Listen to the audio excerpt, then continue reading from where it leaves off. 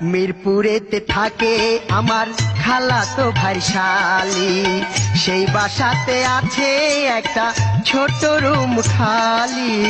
সন্ধ্যার পরে থাকিস তবে কদম গাছে তলে, কাপড় চোপড় সঙ্গে লইয়া আসবো আমি চলে।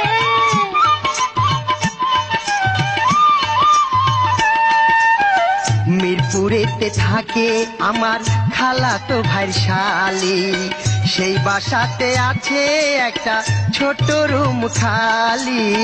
সন্ধ্যার পরে থাকিস তবে কদম গাছের তলে, কাপড় চোপড় সঙ্গে লইয়া আসবো আমি চলে।